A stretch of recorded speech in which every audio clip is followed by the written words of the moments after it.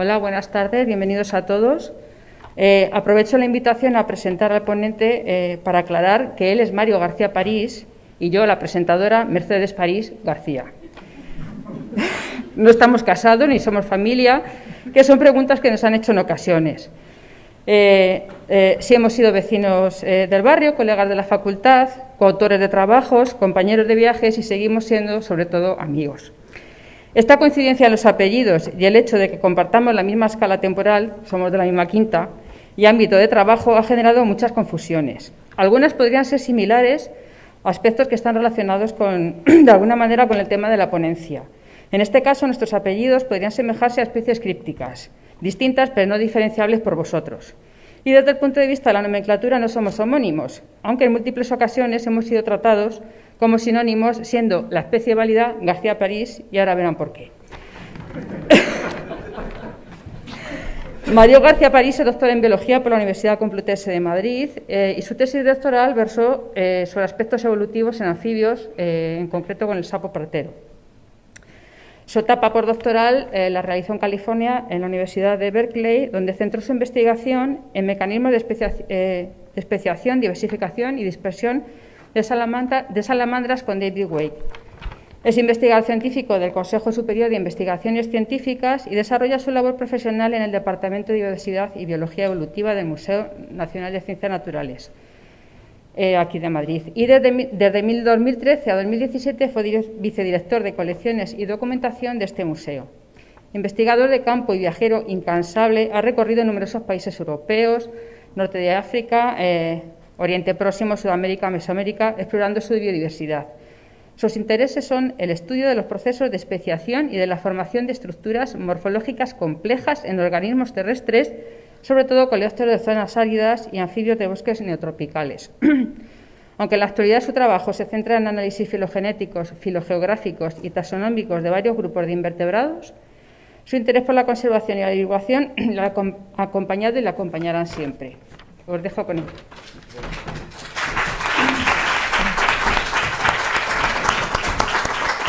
Pues muchas gracias, Mercedes, por la presentación. Así que sinónimos, ¿eh? Digo. Bueno, pues muchas gracias por la presentación y muchas gracias a la SAM por la oportunidad de dar esta charla aquí y muchas gracias a todos por venir. Bueno, vamos a hablar de un tema que genera muchos problemas, sobre todo entre los gestores del medio natural. En los zoólogos y los botánicos, pero sobre todo los zoólogos, llevamos mucho tiempo, digamos, con una serie de nombres que están ahí de siempre y a medida que vamos teniendo nuevos datos o nueva información los vamos cambiando. Esos cambios en los nombres suponen siempre un conflicto porque esos cambios llevan asociado mucho más que un simple cambio de nombre. Son cambios en las distribuciones, cambios en la biología, cambios en muchísimos aspectos de los bichos asociados a ese nombre. Los nombres son importantes realmente para las especies. Entonces, en esta charla, pues lo que me gustaría es dar una idea de esos cambios, por qué se producen esos cambios, por qué tenemos que cambiar los nombres, muchas veces aunque no queramos hacerlo, tenemos que hacerlo, y cuáles son un poquito las consecuencias que esos cambios tienen. Entonces, ¿cambian los nombres? Pues sí, la verdad es que los nombres cambian. Esta ranita que tenéis aquí en la pantalla, pues es una rana de Marruecos, del norte de África, que originalmente allá por 1950, 1960 se denominaba rana esculenta. Luego vino un grupo de investigadores que lo cambiaron a redibunda, luego pasó a ser rana redibunda sahárica, luego rana pereza y río de Oroy, luego rana pereza y sahárica, luego rana sahárica y hoy es Pelophylas saharicus. Todos estos nombres han pasado, esta ranita que está aquí en la foto ha pasado por todos estos nombres. Entonces, pues parece que sí que cambian. Si seguimos con anfibios, pues tenemos aquí la lista de anfibios de España de 1971, bueno, de la península y Baleares, y aquí la de 2021. En morado tenéis todo lo que ha cambiado. O sea, o especies nuevas, como estas de por aquí, o cambios de género y especie, cambio de especie nueva, cambio de género y de especie, respecto a lo que había en el 71. O sea, los cambios son muchísimos. Entonces, pues, claro, esto llama la atención. Si estos que son vertebrados, que se conocen bien, han tenido todos estos cambios aquí en España, que estamos en Europa, que se supone que es lo que mejor se conoce, pues claro, ¿qué consecuencias tiene esto? Que que los investigadores de otros campos se desesperan. Dices, pues, si un ecólogo quiere estudiar algo de la ecología, no sabe qué especie tiene ahí, no sabe cómo identificarla, no sabe ya qué nombre ponerle, se desesperan. Y los biógrafos igual, pero peor es con los gestores de la naturaleza, porque muchas veces es que hasta los ignoran. En nuestra lista de especies en peligro de extinción están los nombres de la mitad de las especies mal. Entonces, mal porque no se han adaptado a la actualidad. Y los que se han adaptado muchas veces no lo han hecho a la velocidad que debieran. Con lo cual, pues bueno, eso genera problemas reales de conservación. Porque una especie que, por ejemplo, la ranita de antes, cuando se llamaba rana ridibunda, vivía desde Marruecos hasta el Japón. Ahora que se llama rana sahárica, vive solo en Marruecos y un poquito en Túnez, bueno, en Argelia y en Túnez. Ese cambio de pasar de tener una distribución por todo el paleártico a quedarse al norte de África o quedarse a veces reducido en unas sierras pequeñitas en las sierras béticas, supone un cambio en la necesidad de conservación de esa especie real. No es lo mismo que perdamos una población aquí, cuando el bicho vive hasta el Japón, tipo águila real, a que perdamos la única población que se conoce del bicho, que era la de la Sierra de Alcaraz. Entonces, eso es importante. Esos cambios generan problemas de verdad. Entonces, ¿por qué? ¿Por qué cambian los nombres? Para saber por qué cambian, lo primero que tenemos que saber es cómo se define y se nombra una especie. Eso es lo primero que tenemos que saber.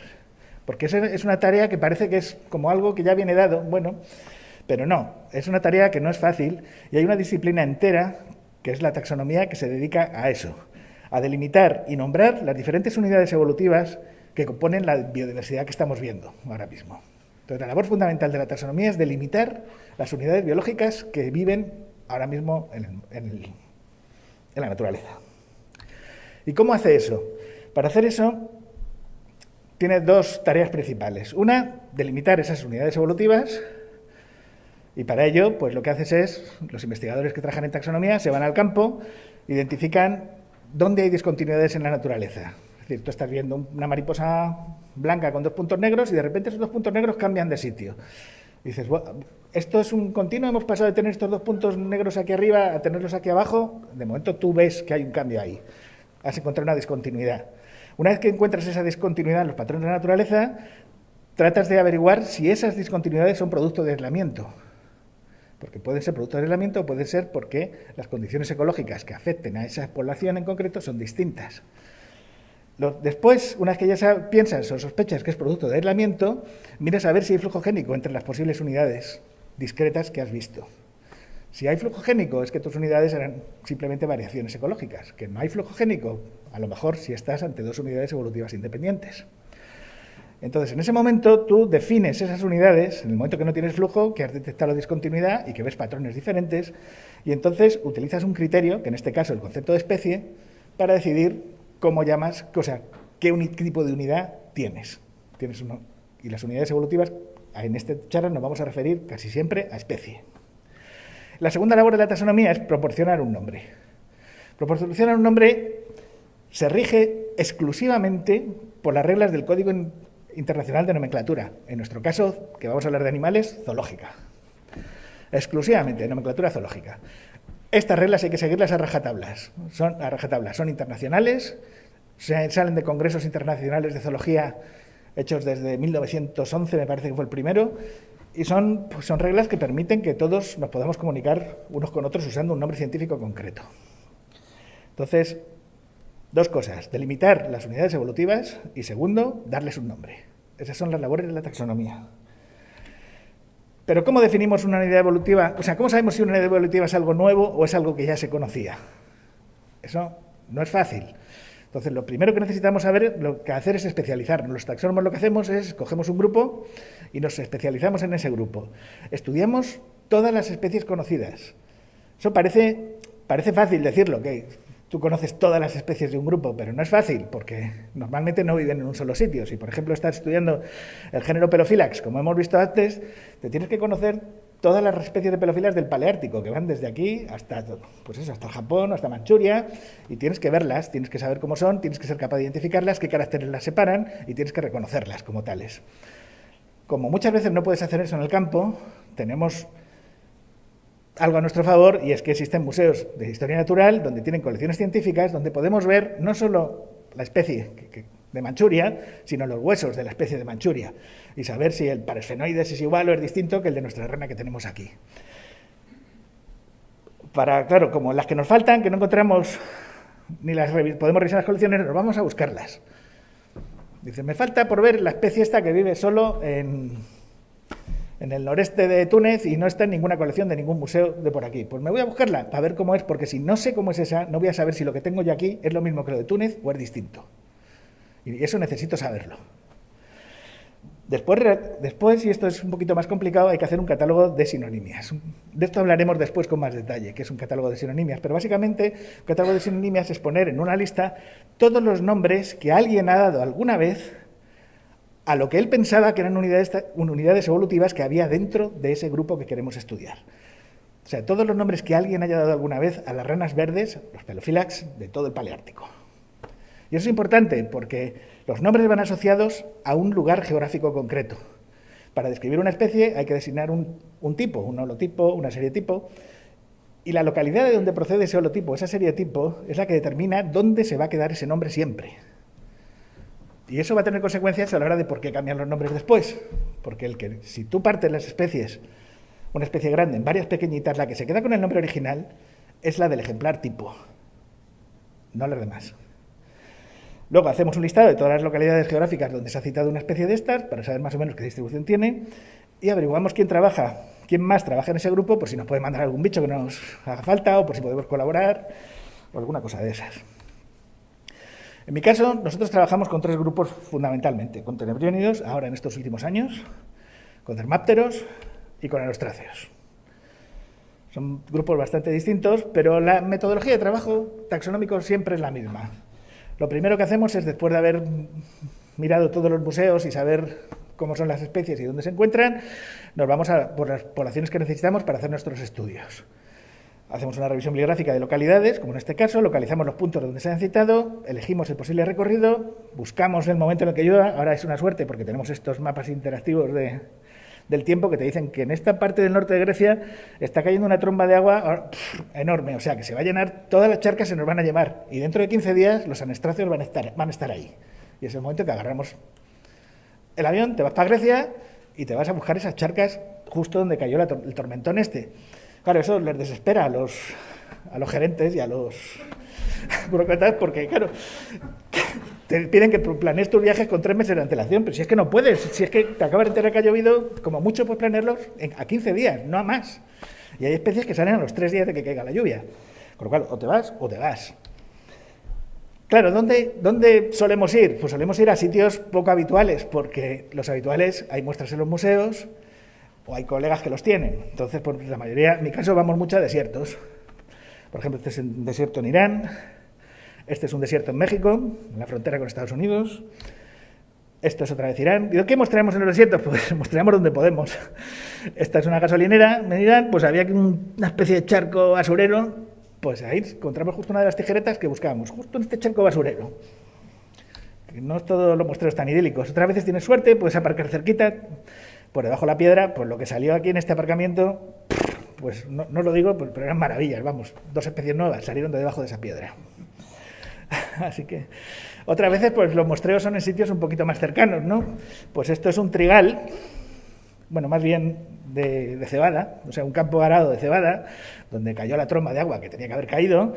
Como están labrados la mitad de los campos nuestros sobre antiguas lagunas o antiguas charcas, pues las charcas cuando llueve mucho se vuelven a formar y los anostráceos que tienen huevos de resistencia eclosionan en ese momento. Entonces aquí tenéis a Paula embarrada hasta arriba porque justo había anostráceos en estos charquitos de este cultivo. La mayoría de las poblaciones que tenemos ahora de anostráceos viven en este tipo de medios. Charcos en campos araos. Como ya no nos quedan tantas lagunas naturales y las charcas cada vez peor, pues otros medios buenos pues son los charcos en los caminos. Aquí está Natalia y Estefanía metidas aquí en el charco este. También había anostráceos aquí. No están posando para la foto, están. O a veces en sitios tan raros como los pilancones en las montañas, en la sierra. Está Karen aquí también viendo Tanimastics. Una vez que tenemos todas esas muestras, que hemos ido al campo, que tenemos todo ese material, que dicen que te has ido a pasear por ahí y has venido con tus bolsas llenas de escarabajitos, que como normalmente los permisos te los dan para 1 o 2 grupos, pero tú trabajas con muchos, pues a la mitad de lo que te traes es casi ilegal, por así decirlo. Pero bueno, tienes que trabajar sobre ello, pues tienes que conseguirlo. Entonces, lo primero que hacemos es una filogenia, o tratamos de hacer una filogenia. ¿Qué es una filogenia? En una filogenia lo que tratamos de hacer es establecer las relaciones entre todas las especies y su antepasado, todas las especies del grupo que estudiamos. Esa es una técnica muy poderosa. O sea, las filogenias dan una información enorme, pero enorme. Entonces, por ejemplo, cuando estudiábamos los alites ya en el Pleistoceno, no, en el Paleoceno, pues nos encontramos, por ejemplo, que estudiando un montón de poblaciones del sapo partero común, alites obstétricas, pues estudiábamos de picos de Europa, de Francia, de Navarra, de Marruecos, de Pontevedra, de Castellón, de Barcelona y de las sierras Tejeda y de Alcaraz. Pues nos encontramos al hacer la filogenia que las poblaciones que esto se llamaba alites obstétricas, de Sierra Tejeda y Alcaraz, se iban, eran grupo hermano, estaban mucho más relacionadas con las poblaciones de Alites muletensis, que era una especie completamente diferente que vivía endémica de la isla de Mallorca, que del resto de poblaciones de Alites obstétricas. Claro, en el momento que tienes una filogenia así, ya no tienes ningún otro más que hacer. Ya sabes que esto es una unidad completa, evolutiva, completamente independiente de lo que hay aquí, porque tiene millones de años de evolución compartida con una especie endémica de Mallorca que no tiene nada que ver con la especie que creíamos que era. En ese momento, tu problema está zanjado. Tienes una especie nueva y no hay duda. Entonces, esta es la manera, digamos, rápida y fácil. Eso lo hacemos siempre. Y siempre, pues, por ejemplo, este es el género Alfásida. Estos son especies ibéricas, son poblaciones ibéricas. Este género tiene en la península ibérica 135 especies endémicas. Bueno, 135 por decir algo, ¿no? Pues lo mismo son 200 que 300. Son escarabajos grandes de 2 centímetros. ¿Y qué veis aquí? Pues, por ejemplo, que estas graníferas están aquí, pero un bicho con la morfología de granífera está aquí, un bicho con la morfología de granífera está aquí, Goudoti está por aquí, pero un bicho con la morfología de Goudoti está en este otro linaje que no tiene nada que ver. Menudo lío tengo aquí. Entonces, en este momento tenemos que entrar con muchos más caracteres, con mucho más detalle, a mirar qué demonios está pasando aquí. Es decir, animales que externamente o con los caracteres clásicos que se han dado en la bibliografía, que se utilizan para separar las especies, no cuadran para nada en sus relaciones filogenéticas, con lo cual algo está mal. O la morfología de ese bicho incluye cosas muy distintas que no hemos sido capaces de ver, o realmente es un bicho mucho más polimórfico y no lo hemos mirado adecuadamente. Pero ya nos da una pista de por dónde tirar. Y claro, en este caso, la cosa es complicada, porque esas diferencias que hemos visto en este arbolito, que parece, bueno, nada, es una rayita, aquí un 0,77, todo eso, pero es que estos son casi 15 millones de años. Estas Goudotis de aquí y esta afín Goudoti de por aquí arriba, esta distancia son casi 15 millones de años. Todo el grupo, las alfásidas, llevan en la península ibérica más de 90 millones de años. Prácticamente toda la especiación del grupo ha ocurrido dentro de la península ibérica, es decir, que por lo menos 50 millones de años llevan en terreno ibérico, sin moverse. Son especies que tienen a lo mejor una distribución de 15 kilómetros cuadrados, 20 kilómetros cuadrados y no viven en ningún otro sitio. O sea, han estado aquí y además casi nunca se solapan sus distribuciones. Es decir, son casi todas alopátricas. Eso te dice que posiblemente todo eso que estás viendo son especies nuevas. Posiblemente, bueno, casi seguro, todas esas variantes que no sabes dónde colocar son especies distintas. El siguiente paso, una vez que ya has encontrado, has visto la filogenia o has visto algo por ahí que sospechas, o alternativo, no tiene por qué ser a la vez, te pones a mirar la morfología de los bichos. Esta es la aceitera común. La aceitera común, la de las rayitas rojas, la que todos habéis visto por todas partes todo el tiempo, pero cuando te pones a mirar con detalle la morfología, pues te encuentras cosas como el pronoto fijaros en la punteadura, los tipos de puntos que tiene, compararlo con este otro pronoto completamente liso, con unos puntos gruesos de diferente calibre, o completamente arrugado. Y resulta que cuando te pones a ver series grandes de individuos, resulta que todos los de esta zona, los puntos negros lo tienen así, todos los de puntos amarillos lo tienen así, los de puntos azules lo tienen así, y los de puntos naranjas lo tienen así. Y dices, oh, esto tiene estructura geográfica. Si tú estás buscando discontinuidades, aquí las has encontrado. Aquí tienes claramente discontinuidades. Lo que no sabemos es si es un efecto ecológico o es un efecto realmente de un proceso de especiación o algo que esté ocurriendo aquí. Entonces, bueno, miramos otros caracteres morfológicos y resulta que el resto de caracteres morfométricos por lo menos no da mucha diferencia, solamente las poblaciones de Cádiz. Pero cuando hacemos un análisis de ADN mitocondrial, justo los mismos grupos prácticamente que teníamos con la morfología cuadran con el ADN mitocondrial. Toda la morfología, todos los genes que expresan morfología son nucleares. Es decir, que si vemos un cambio que ocurre en nuestra morfología, es un cambio producido por un gen nuclear. El mitocondrial es completamente independiente, está ahí aislado en las mitocondrias, de manera que no tiene por qué darnos la misma imagen que nos dan los genes nucleares. De hecho, es un simbionte que se metió ahí y la tenemos ahí, es una antigua bacteria incorporada a nuestro organismo. Con lo cual, cuando nos da la misma imagen, cuando nos da el mismo tipo de patrón, pues hay que sospechar que esos bichos, eso corresponde a un efecto real de aislamiento entre poblaciones. Otras veces, pues, cuando hacemos eso mismo, nos encontramos que no.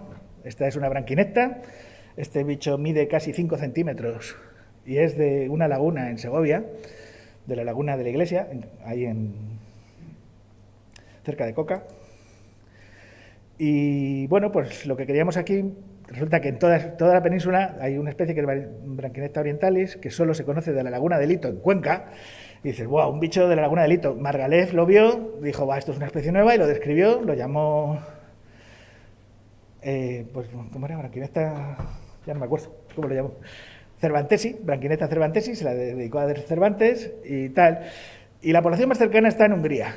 Entonces, bueno, pues nos fuimos a Hungría a buscar este bicho. Y lo encontramos, y resulta que cuando lo secuenciamos, idénticos. Y ya una vez que vemos que el ADN es idéntico, dices, entre Cuenca y Hungría, idéntico el ADN, y ya te pones a mirar la morfología y resulta que los ejemplares que había mirado Margalef pues eran ejemplares juveniles y no se apreciaban bien los caracteres, con lo cual aquí pasa al revés, te tienes que cargar la especie de Margalef con todo lo sabio y todo lo que fuera, pues se coló. Y sin embargo, bueno, pues estas cosas pasan, ¿no? Y cuando comparamos con los genes nucleares, pues lo mismo, no da ninguna separación prácticamente entre España y Hungría. Es decir, que estos bichos españoles que solo se conocen de ese pueblo, de esa laguna de Cuenca, han venido de alguna manera o con pájaros o con alguien que se los ha traído y los ha echado ahí en Cuenca. Porque no hay otra posible explicación para que ese bicho esté ahí sin diferenciarse 3.000 kilómetros, 6.000 kilómetros de distancia. Una vez que ya tenemos todo eso, tenemos una serie de unidades. Hemos visto que las aceiteras se separan en grupos, hemos visto que las branquinectas no, pero ya tenemos una serie de unidades, sabemos cómo son. Entonces, tenemos que definir qué tipo de unidad tenemos. ¿Es una especie o es una especie que se está formando o es algo más duro? Entonces, entramos en un tema ya un poquito más delicado, que es qué concepto de especie vamos a utilizar. Hay libros enteros dedicados al concepto de especie. O sea, no es algo trivial. Es un concepto complejo, con mucha filosofía detrás y que ha ido variando a lo largo del tiempo. O sea, tenemos muchos conceptos de especie. Dentro de los históricos, pues tenemos el tipológico, que es, bueno, pues cada especie es cada bicho que vemos. Esto es lo que veía Linneo. Y pues él pensaba, bueno, pues que como todo lo había creado Dios, pues tenían que ser unidades discretas, claro, por supuesto, y son las que estamos viendo. O sea, era creacionista y por lo tanto no se sabía que existía la evolución, y en ese tiempo, pues cada unidad era lo que ves. Lo que estás viendo distinto es una unidad. Pues muy bien, para su tiempo era un buen concepto. Luego llegó Darwin y dijo, bueno, esto de las especies yo no lo veo muy claro porque veo que entre muchas especies hay continuidades. Dice, no son estas separaciones tan claritas como estamos viendo. ¿Por qué pasaba? Que él trabajaba más a nivel de población. Entonces él lo que estaba viendo es poblaciones que estaban diferenciándose, no poblaciones tan diferenciadas. Entonces lo que decía es que las especies son una cuestión práctica. Les damos pues por conveniencia. Esto lo vemos más o menos distinto, pues es una especie distinta. Un concepto arbitrario de definir nominalista. Pero todos estos conceptos se abandonaron completamente. Completamente. Y ahora tenemos dos conceptos modernos que son, dentro de unos 30 o 40 conceptos que hay, todos son variantes de estos dos, más o menos extensas, más o menos amplias. Una es el concepto biológico de especie y otro es el concepto evolutivo de especie. Los dos son muy parecidos, realmente. Simplemente que el concepto biológico de especie necesita que exista aislamiento reproductivo entre las poblaciones. O sea, todos los ejemplares de una especie se reproducen entre sí, pero no pueden reproducirse con ninguna otra. Tienen aislamiento reproductivo.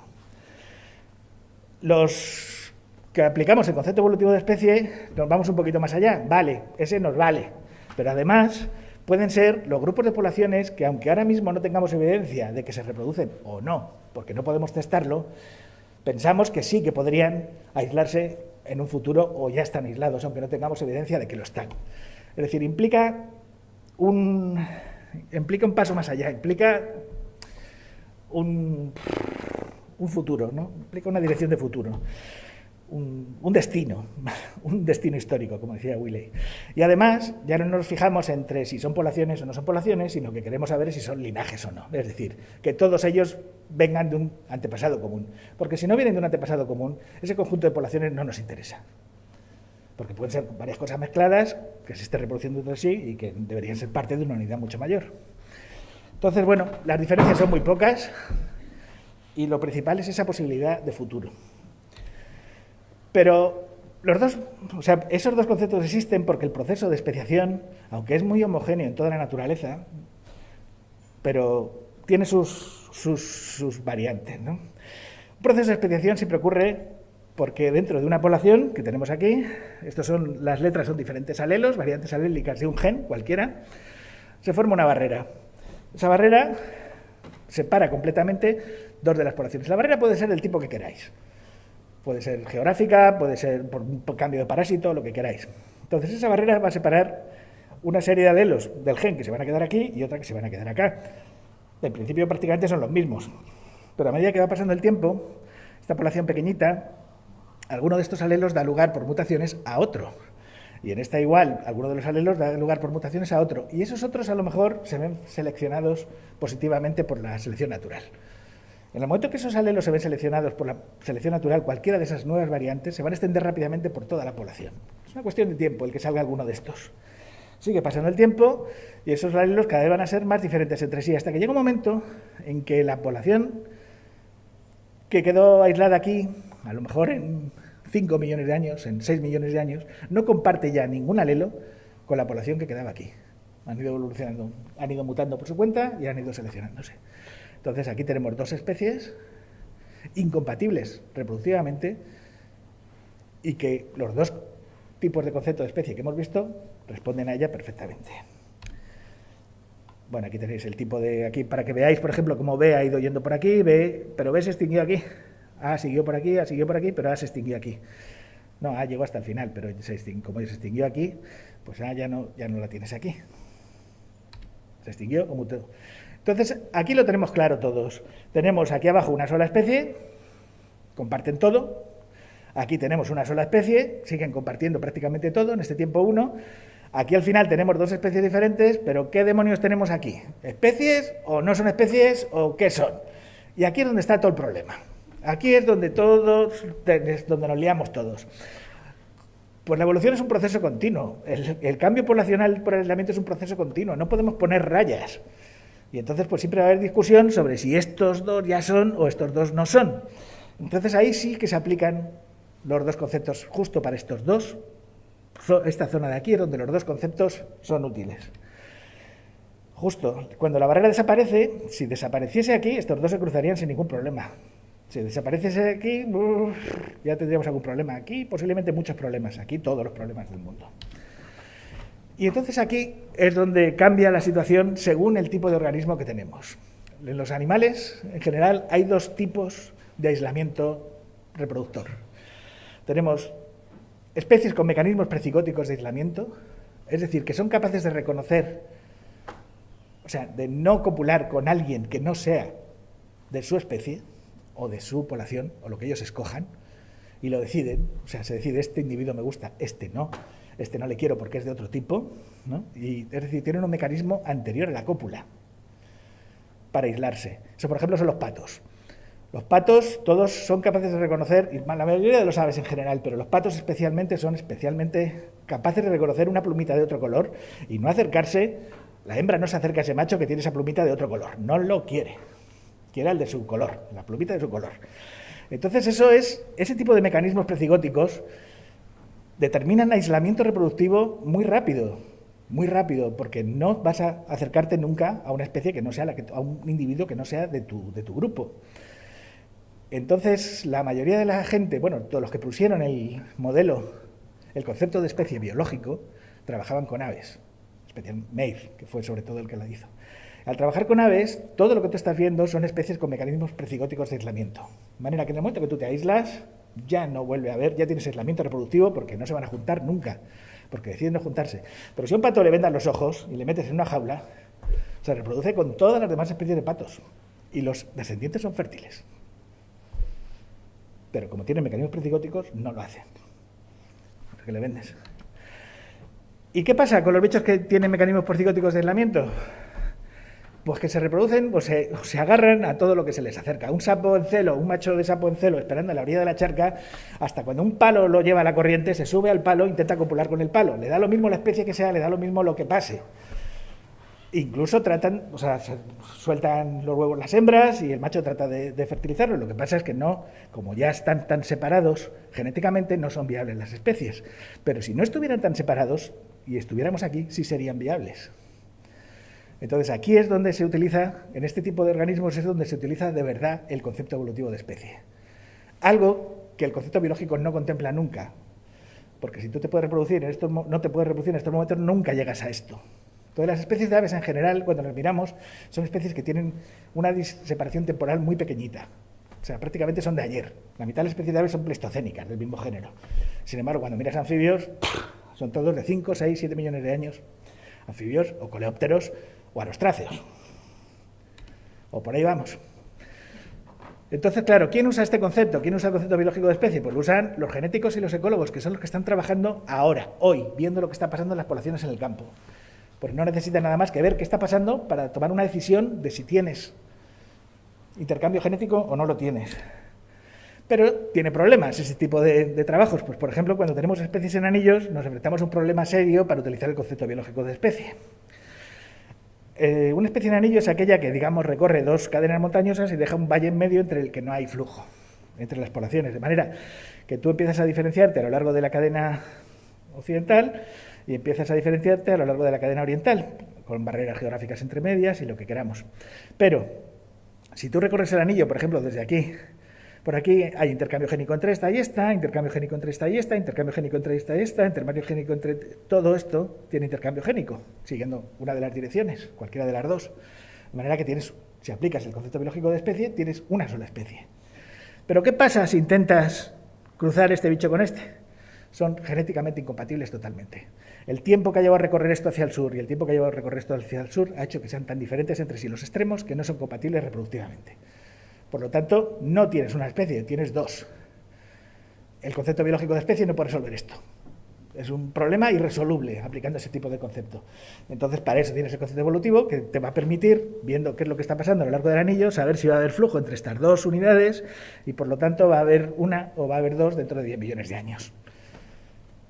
Porque has visto cómo ocurrió en el pasado, cómo se ha ido formando esto, sabes cuánto tiempo necesitas para que esto se forme, tienes un concepto histórico detrás que te permite aplicarlo al futuro. Por cierto, aquí está David Way, que luego hablaremos de él, porque era uno de los biólogos evolutivos más famosos y más conocidos y se murió la semana pasada. Pero luego hablaremos de él. Bueno, pues lo que decíamos, ¿quién usa entonces el concepto evolutivo de especie? Pues lo usan sobre todo los paleontólogos y los biólogos evolutivos. ¿Por qué? Porque trabajamos con un componente histórico. El componente histórico es determinante en qué es lo que va a ocurrir o qué es lo que está ocurriendo.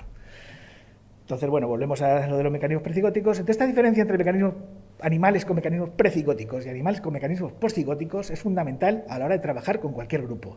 Y es algo que hay que tener muy en cuenta a la hora de tomar cualquier decisión posterior sobre qué unidades tienes dentro de tu grupo. Vamos a poner un par de ejemplos de cómo hemos delimitado esas unidades en algunos grupos. Pues, por ejemplo, tenemos la tijereta común, Forficula auricularia, que un grupo de investigadores franceses en el año 98 dijeron que la tijereta común en realidad eran dos especies, porque habían estudiado unas poblaciones en los Pirineos y habían visto que las poblaciones de zonas altas de los Pirineos y de las zonas bajas eran genéticamente incompatibles.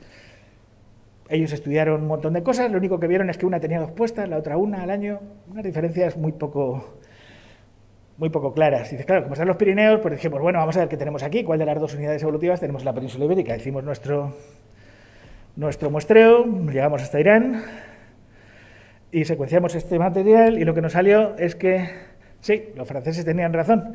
El cladito morado corresponde a una de las unidades y el cladito rojo a otra.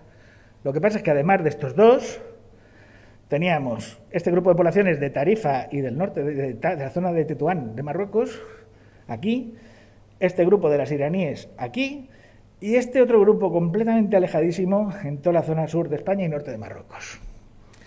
Dices, bueno, pues si estas dos son distintas, pues son especies distintas, incompatibles reproductivamente, utilizando un concepto biológico de especie, todo esto va a ser un montón de especies distintas.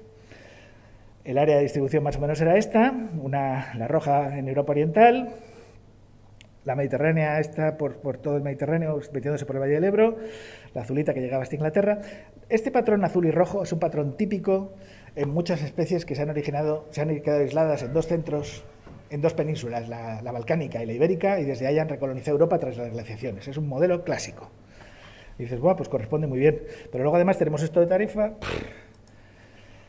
Bueno, pues empezamos a mirar a ver si esos linajes genéticos se correspondían con rasgos morfológicos visibles, y los de las especies del Atlántico y del Mediterráneo nada, pero la de Cádiz es completamente diferente.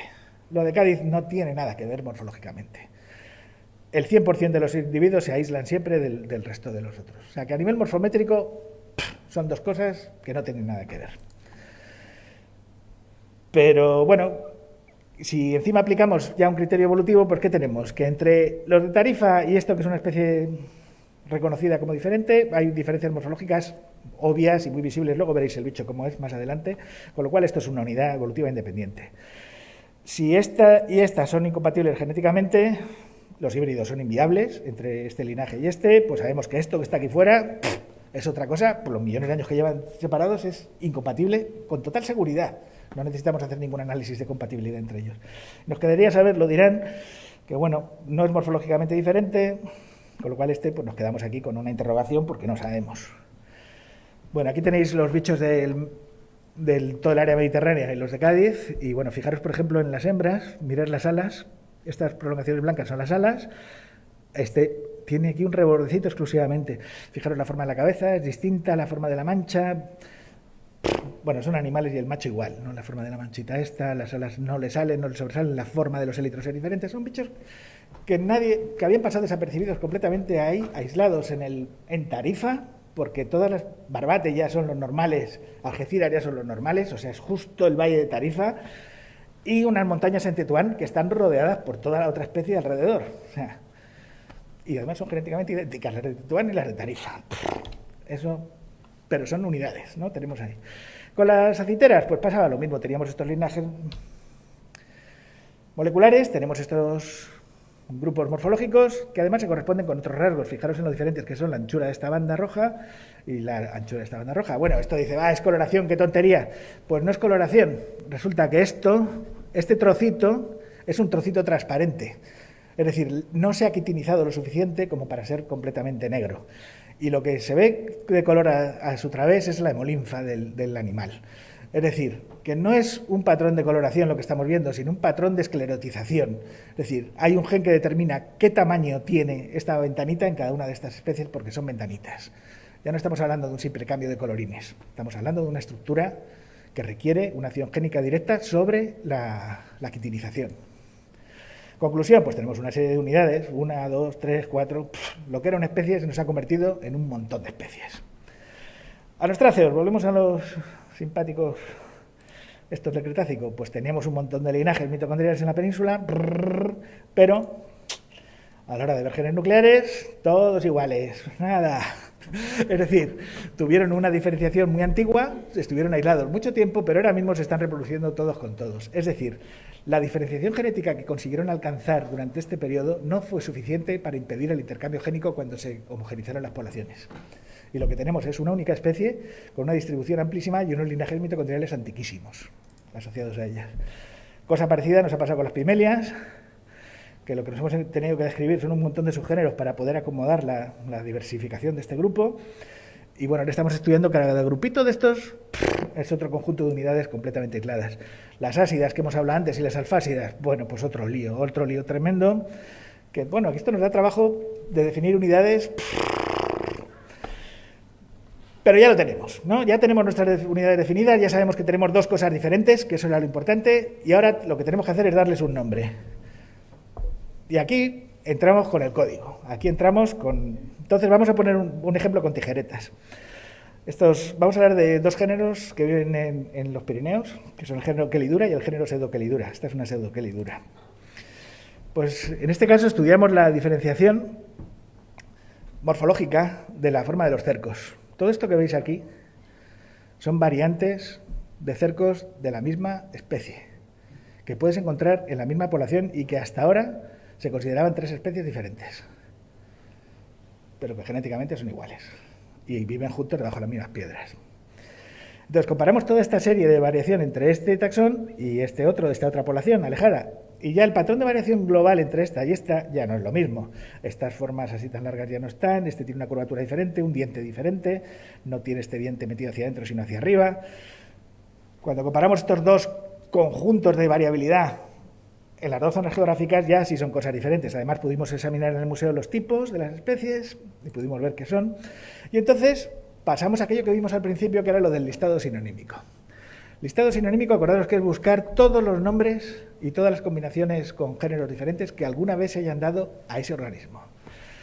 Esta es la parte bibliográfica, es la parte más dura de todo el trabajo. Para mí, la parte más difícil y donde arriesgas más, siempre para tomar una decisión nomenclatural.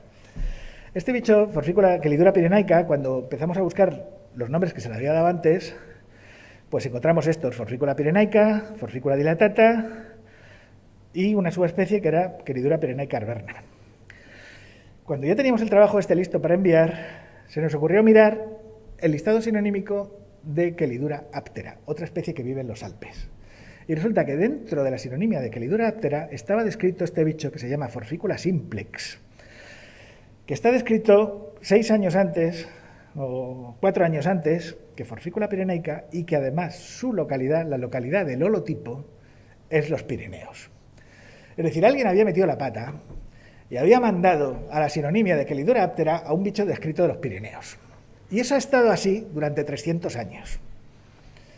Y hasta que no se te ocurre ir a la publicación original y viendo cada nombrecito de estos, de suyo y de todas sus especies relacionadas, donde dijo el autor que la había cogido, no te enteras de que aquí teníamos este nombre mal puesto. Es decir, si vemos esto, automáticamente aplicamos el criterio de prioridad del código y el nombre de Chelidura pirenaica tenía que ser Chelidura simplex. Ahora veremos qué pasa con eso. Pero el caso que nos preocupaba era este otro. Teníamos una serie morfológicas de este bicho de arverna, que estaba escrito como pirenaica, y ahora tenemos unas series morfológicas de las pirenaicas de verdad. Y resulta que arverna pues es otra cosa. Y como esta está descrita del macizo central de Francia, pues ahora podemos separar pirenaica o simples de arverna a nivel específico, porque los patrones de variabilidad son distintas y además hemos visto que podrían ser que son genéticamente diferentes. Entonces, ¿qué hacemos? Fragmentamos Chelidura pirenaica en 2. La distribución de Chelidura pirenaica incluía Pirineos y el macizo central francés. Ahora lo partimos en 2. Uno se queda el nombre de los Pirineos y otro se queda el nombre del macizo central francés. Si pirenaica, por la razón que fuera, lo hubieran descrito del macizo central francés, el nombre que se va con el macizo central francés es el de pirenaica. No es el caso, ha habido suerte y pirenaica se describió de los Pirineos.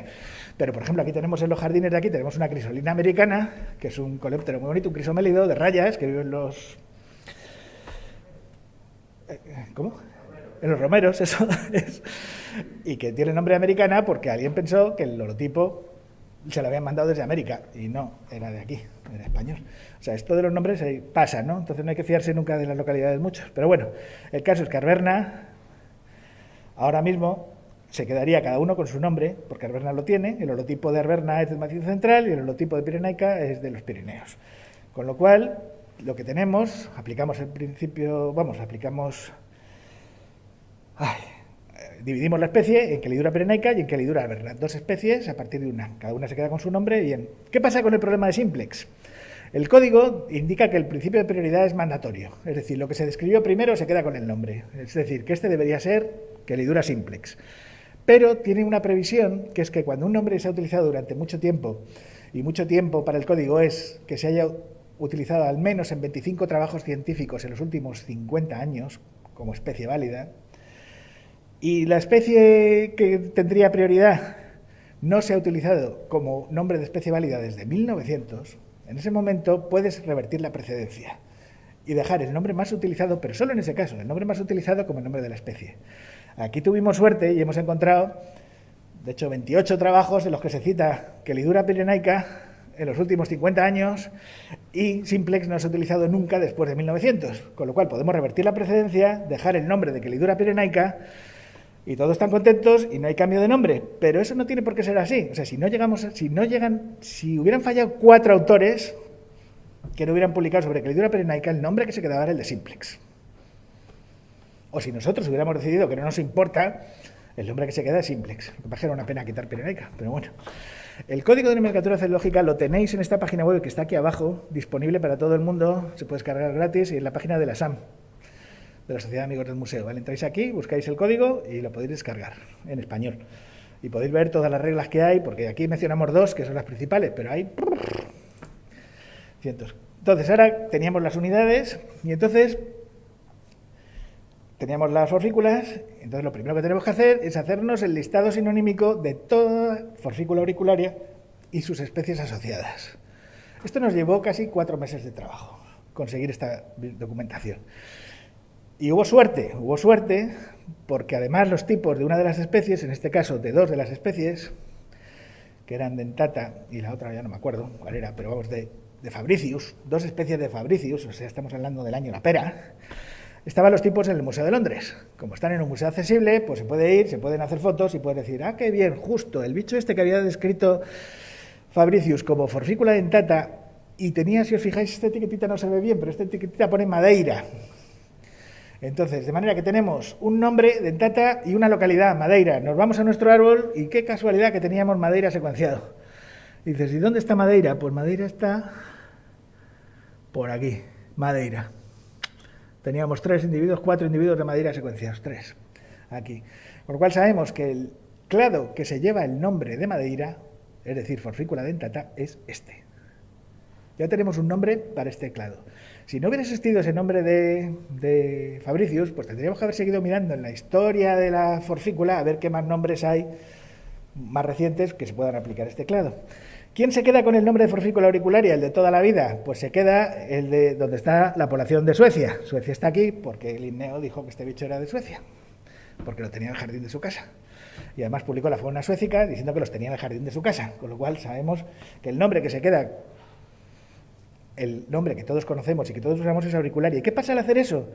Que forfícula auricularia desaparece de la península ibérica. Es decir, lo que toda la vida hemos llamado forfícula auricularia, que todo el mundo conoce, que es la tijereta común, no vive en España, ni en Portugal. O por lo menos no la hemos encontrado. ¿Quién se queda con el nombre? Europa del Este. Desde Suecia, Alemania, hacia el este. Entonces, para ellos no ha habido ningún cambio taxonómico de nombre, pero para nosotros sí. Entonces, ahí vemos, digamos, la importancia de esto. Los otros no tenían nombre, con lo cual pues hubo que describirlos. ¿Qué pasa con la Berberomeloe, con las aceiteras? Pues lo mismo. ¿Quién se queda con el nombre de Berberomeloe mayalis que siempre hemos conocido toda la vida? La describió Linneo. Este no vive en Suecia, con lo cual Linneo tuvo que buscar en algún lado. ¿Y dónde la tuvimos suerte? Y la la Linnean Collection está disponible y se puede consultar vía fotográfica los tipos de Linneo. Entonces le pedimos las fotos y el ejemplar que nos mandamos en las fotos, como son morfológicamente diferentes y fáciles de reconocer, coincidían precisamente con los bichos manchegos. Con lo cual, Berberomeloe mayalis se queda para las poblaciones de La Mancha y todas las demás ya se llaman otra cosa aparte de este trabajo. Pues hemos llamado comunero a la de Castilla y León, Yeblí a la del norte de África, Castúo a la de Extremadura, Payollo a la de Cádiz, Indalo a la de Almería, en fin, y Tenebrosus a la de la Alta Sierra Nevada. Pues bueno, pues ya tenemos nombres para las unidades porque, y aún así todo, hemos tenido suerte y había otros 3 nombres previos. Maculifrons ya estaba descrito y hemos podido conservar el nombre para el norte de África y la Ebigatus para las poblaciones catalanas. Los nombres que ya eran disponibles. Entonces, bueno, ya hemos visto, digamos, de alguna manera a nivel científico por qué es necesario cambiar nombres, ¿no? Pero tenemos un problema adicional que es el de las listas sinonímicas y cómo se aplican las reglas del Código Internacional de Nomenclatura Zoológica. Y aquí tenemos un problema serio. Y vamos a hablar en este caso de las artemias. Las artemias son solo 5 especies. 5 especies, aunque a veces se consideraban 6, 7, pero bueno, el último trabajo de Lucía, pues se ha quedado reducido utilizando datos genéticos a 5. Estas 5 especies, pues una vive por el cono sur, y las otras, pues salina aquí en el Mediterráneo, esta en toda América, y 2 asiáticas. Nos vamos a centrar en la especie americana. Cuando reanalizamos los datos publicados, hay un artículo de 1980 y pico, que analizó secuencias de una especie que vivía en el lago Mono, Artemia monica, en California, y dijo que era genéticamente igual a las poblaciones de Artemia franciscana de California. Y no solo eso, sino que además era idéntica a las poblaciones, o casi idéntica a las poblaciones de Utah, del gran lago salado. Es decir, que mantener el nombre de Artemia monica pues no valía la pena porque es la misma unidad evolutiva que Artemia franciscana. Ese trabajo se ignoró. Nadie lo comentó y es un trabajo bueno, hecho con datos genéticos buenos, pero todo el mundo pasó de él. Luego se publicaron datos mitocondriales y los tenéis aquí, en rojo. Es este teclado grandote, este recuadrito A es el mismo recuadrito que el B. Los puntos rojos son la del lago Mono.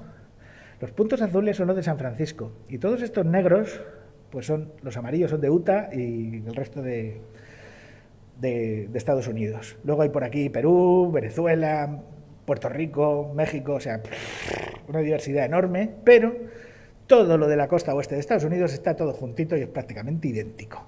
De manera que los datos mitocondriales confirman totalmente lo que habían dicho esos investigadores diciendo que Mónica era lo mismo que franciscana. ¿Qué pasa cuando haces el listado sinonímico?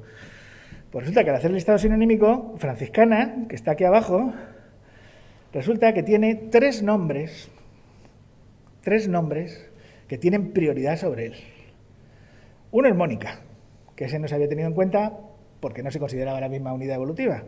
Pero hay otros dos, Artemia yelski, descrita del Perú, que en la red de haplotipos salen los del Perú distintos, y Pacífica de Hawái, que son lo mismo. De manera que el nombre franciscano no se puede conservar de ninguna manera, porque estos nombres están descritos después de 1900. Este se ha usado como especie después de 1900 también. Y Mónica se ha usado montones de veces en los años 60, que era cuando se trabajaba con ella. Con lo cual, no hay manera de dejar franciscana como especie válida. El nombre que le corresponde a este bicho es Artemia monica.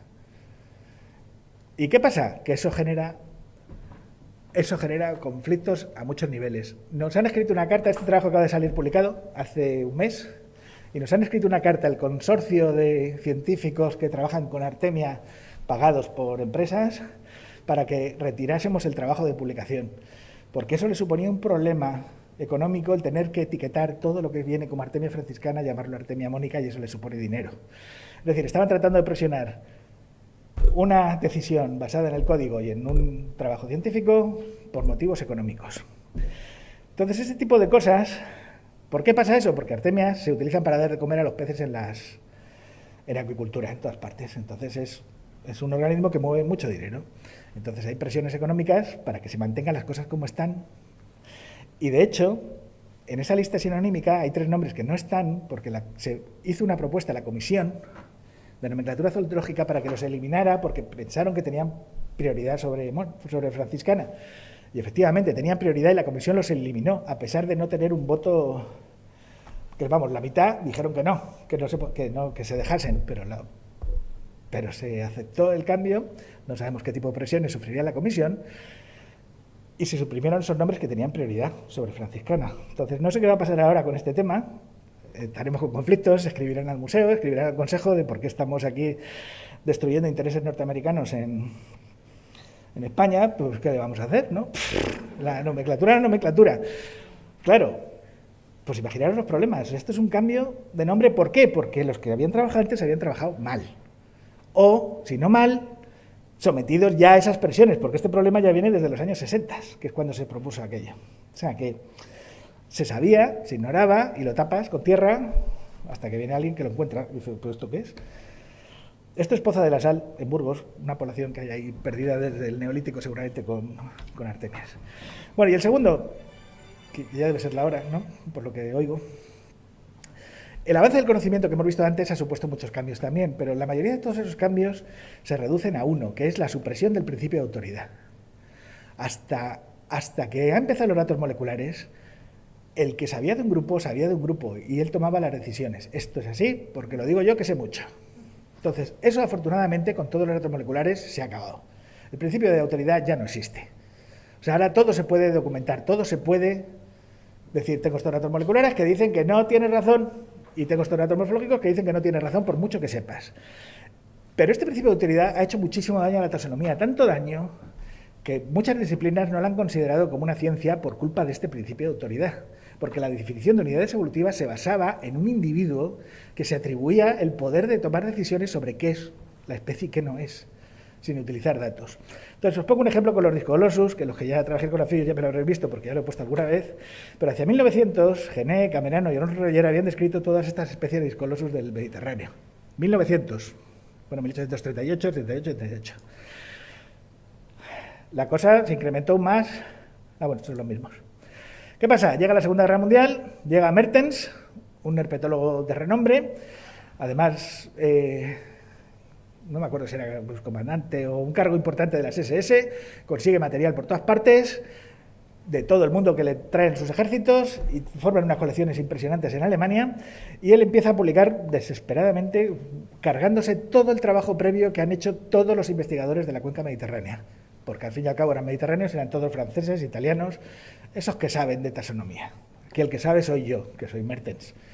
Y Mertens se carga todas las especies sin una justificación y decide que todo esto es Discolossus pictus porque no son nada más que variedades de color. O de algo así. Llegan los italianos otra vez en el año 75, cuando ya se había muerto Mertens, hace tiempo, y les cuesta porque la comunidad científica no quiere aceptar que haya una especie diferente de Discolossus en Cerdeña.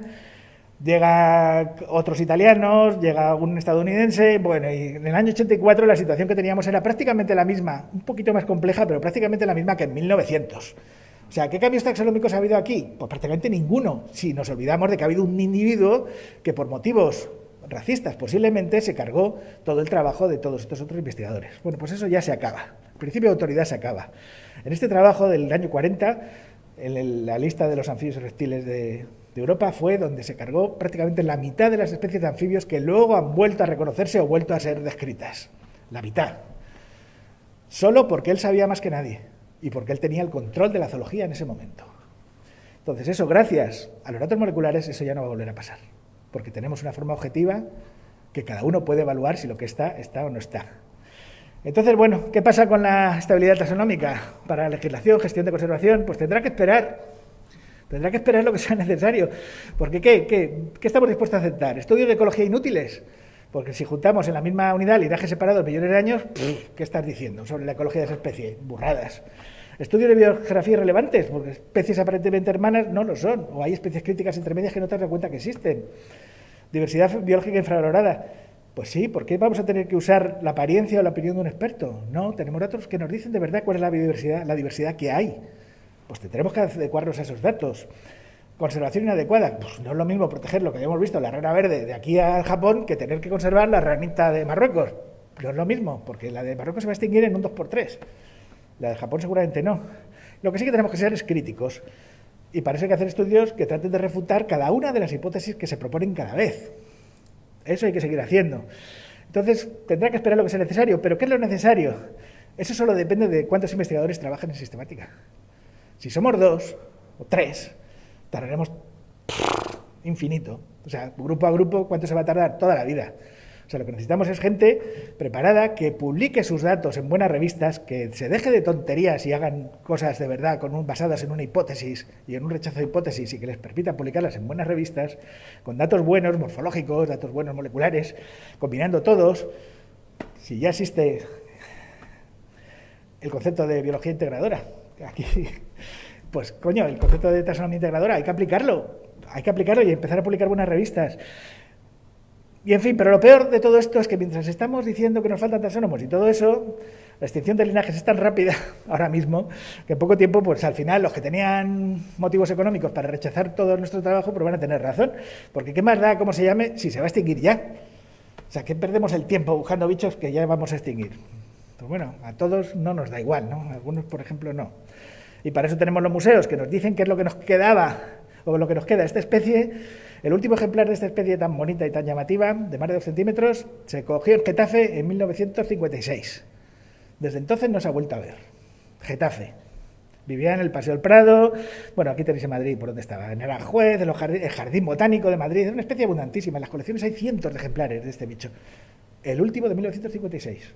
¿Por qué lo sabemos? Porque tenemos esta memoria colectiva de una diversidad ya aparecida en los museos. Y esto nos permite decir al gestor, seguimos sabiendo lo que hay.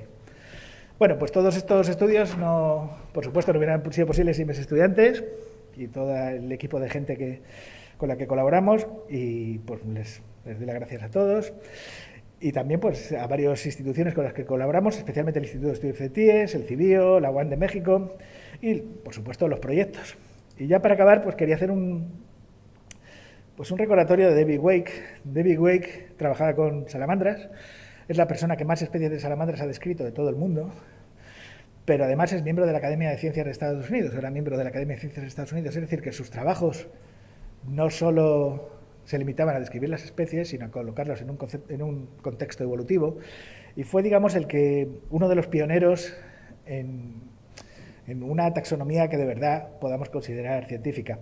Se murió la semana pasada, tuvo muchísimos estudiantes. Aquí tienes a James Hanken, que es ahora el director del Museo de Harvard, aquí a Gabriela Parra, que es la investigadora que más publica de la UNAM, de México, de biología, y todos estudiantes suyos. Yo estuve de postdoc con él, y en esos 4 años que estuve con él, aprendí más que los 16 años anteriores que estuve dando vueltas por ahí.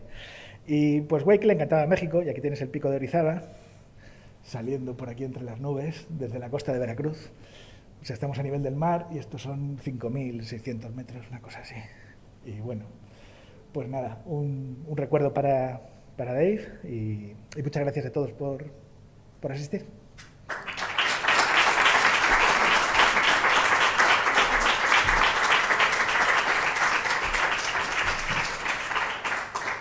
Y si tenéis alguna pregunta, y no os aburrí porque me he debido pasar de la hora un poco, ¿verdad? Sí. Hola. Enhorabuena por la exposición, porque realmente el problema es complejo y, bueno, pues abordarlo y explicarlo.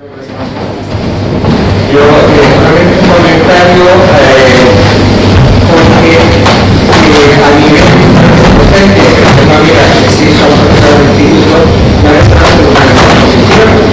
Una de las pruebas del inicio que todos conocemos, son animales, plantas, minerales, de todo. El problema que tienen ahora esas personas que se dedican, que no se educan, que tienen que hacer una reflexión, es que los ejemplares que ponen tienen que tener toda una lista de 100 niños, porque un ejemplar, por ejemplo, típico, la isabelina o el lagarto celado, si uno opositando le pone un nombre u otro, los dos tienen que darles como válido. Es un simple comentario que a nivel práctico de otras cosas que no pasan todos los años, pero pasan a lo mejor cada 2 años, tienen que hacerse una lista, es una niña, porque si alguien le pone la esta Isabel, tiene que darlo como válido. Claro, pero si explicamos un problema de física, pues necesitamos tener problemas glosarios para explicar los términos físicos. O sea, yo no veo por qué la taxonomía no va a requerir el que tengas listado de sinonimías con tus especies. O sea, ya. Ejemplo que tenemos más cercano, que quizás de las arterias y todos estos animalitos que dicen, bueno, pues esto va, y si querer lo pisas a una mariposa como la graelsia o el lagarto celado, que efectivamente es una cosa que parece que, no sé, a nivel popular, claro, no es todo el mundo dice la isabelina, pero todo el mundo conoce el lagarto celado. Le llaman de una forma o de otra, da igual el nombre científico, es lagarto celado. Pero en un caso como una oposición, sí hay que poner el nombre correcto, pero si pones una sinonimia también es correcto. Por supuesto, sí, sí. Yo creo que Era un simple comentario, no es ninguna Sí. No, además, ya sé que tú trabajas con un grupo complicado y que los tuyos deben tener la historia, ¿no? Detrás. Trabajar, bueno, entonces, pues sí. O sea, que de acuerdo, claro, que tiene muchísimos problemas, pero hay que acostumbrarse a que esto es ciencia, y la ciencia pues va a cambiar. La Tierra era plana, pues fíjate el cataclismo que supuso que fuera redonda, no sé, la ciencia es algo que está en continuo cambio, siempre, todo el tiempo. Los anfibios ya no van a cambiar mucho en España porque ya están muy bien estudiados, los reptiles, no van a cambiar mucho, algún cambio habrá, pero ya poco. Llega un momento en el que los cambios pues se completan, ¿no? Y ya no hace falta seguir. Claro. O 30 y tantos años para atrás, claro, los que seguimos con esa rémora, que bueno, que ya... Sí, a mí me impresiona, porque la gente que tiene guías de campo de ahora, yo a veces se me escapa el nombre que le dábamos antes, ¿no? Y te miran como diciendo, ¿y eso qué es? Y pues ya está, ya el cambio, si es solo nosotros, sí, efectivamente, la gente mayor somos los que le tenemos que adaptarnos, los jóvenes no tienen ese problema porque tienes una guía de campo con el nombre correcto. Y si no, te lo cambian al siguiente. Pues es que es así, la vida es así. ¿Cuánto vivimos? ¿80 años, 90 años? O sea, vamos a dejar que un cambio de nombre valga para toda la existencia de la humanidad y no nos limitemos a que, ay, qué pena me han cambiado el nombre que yo ya me había aprendido con el esfuerzo que me había costado aprendérmelo. Por favor, no, pues esfuérzate un poquito más. Sí. Gracias, Paco. Sí. ¿Hay alguna diferencia notable entre el tema botánico y zoológico? En el código sí hay diferencias importantes, sí las hay. Por ejemplo, cosas tan obvias como que cuando hay un cambio de género, en zoología simplemente se pone un paréntesis en el autor, mientras que en botánica se añade los autores que hacen el cambio de género. Pero a grandes rasgos son bastante parecidos. O sea, luego hay muchos detalles pequeños que cambian, pero a grandes rasgos son parecidos. El problema es que no existe relación entre ellos, de manera que tú tienes el mismo género, por ejemplo, el género Pieris es una mariposa y es una planta. Entonces tienes montones de géneros repetidos, que hay una planta y un animal con el mismo género. Y es una pena porque por eso no se unifican, solo por eso, porque hay tantos repetidos que sería un problema decidir quién tiene la prioridad y los cambios que supondría todos esos cambios de género. Pero sí son diferentes. Pues que se hacían los congresos de zoología y se hacían los congresos de botánica por separado. Un error porque tenían que haber sido congresos de biología. Un error. Y la nomenclatura de los hongos va por otro lado. O sea, es otra más. Son 3 distintas. 3 códigos. Y lo de los microbios no sé. Tendrán el suyo también, claro.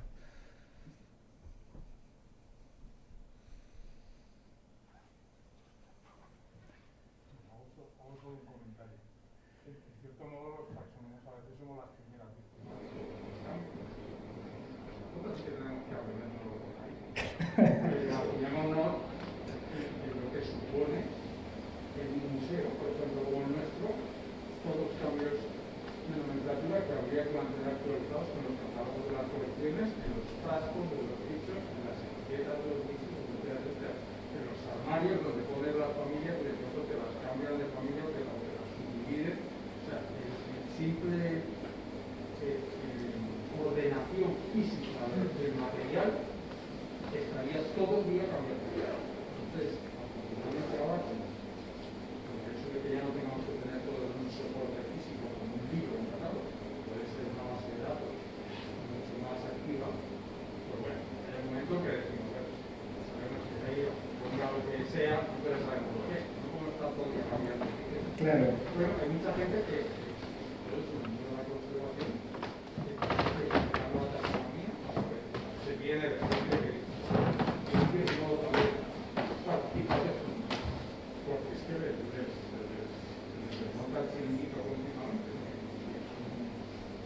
Y al final para todo el problema de dinero que va a informar, el hecho de que una especie pase a ser varias, la que se consideraba antes que eran varias, pasa a ser una, entonces ya es tan importante que nos campos diferentes.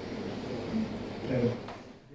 Un poco más, a veces se puede caer en un planteamiento bastante ridículo con respecto. Uno famoso que hemos mencionado en un trabajo reciente es el de los pumas de Florida. Resulta que en Florida hay pumas y están en sus poblaciones escasa, aislada del resto de los pumas de Estados Unidos. Y parecía que toda la importancia de la conservación era si el puma de Florida era una subespecie diferente o no. Entonces, lo que proponemos un poco es que vamos a dejarnos de tanta taxonomía. ¿Qué más da que sea una subespecie diferente? No lo sé. Por tanto, vayamos a conservar unos haplotipos distintos o lo que sea. Es el puma.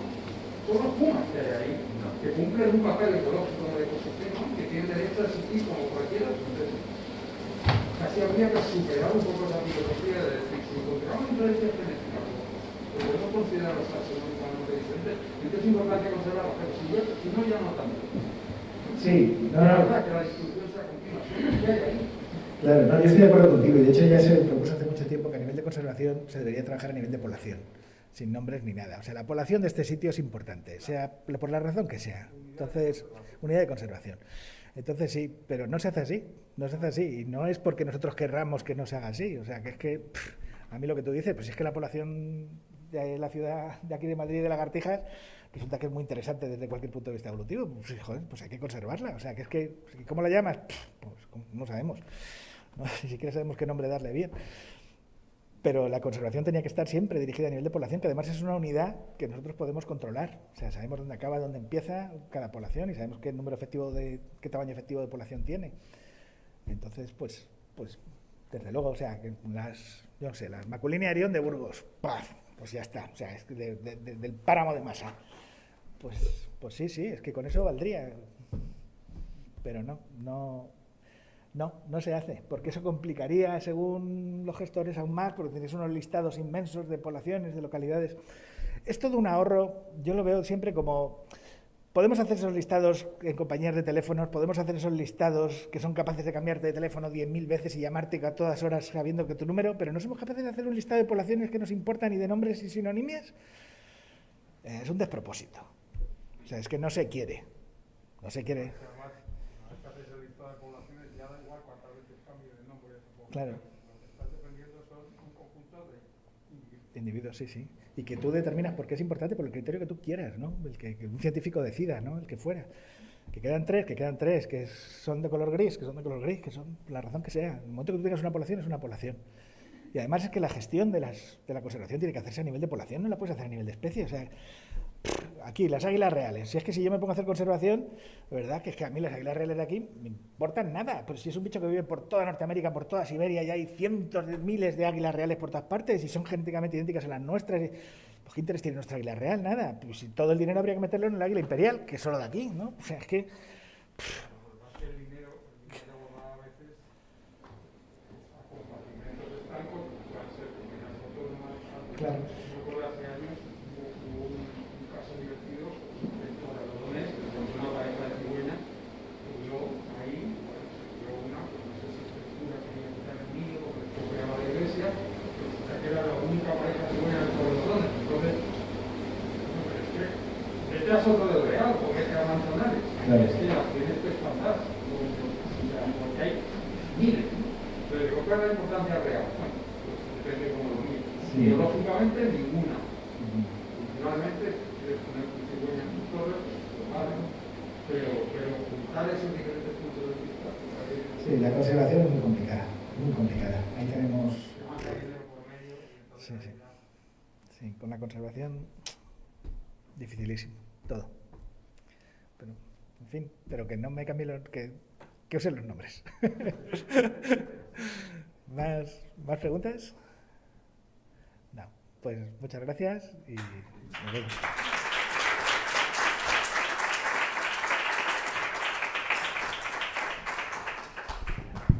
Solamente quería contaros que estamos en el 150 aniversario de la creación de la Real Sociedad Española de Historia Natural. Con este motivo, el museo va a inaugurar una exposición el 18 de mayo y nosotros vamos a tener un ciclo de conferencias estupendo, sobre todo de historia de la ciencia. Lo encontraréis en la página web del museo, en la página de la Sociedad de Amigos del Museo, y sois todos bienvenidos. Gracias por venir. Hasta la próxima.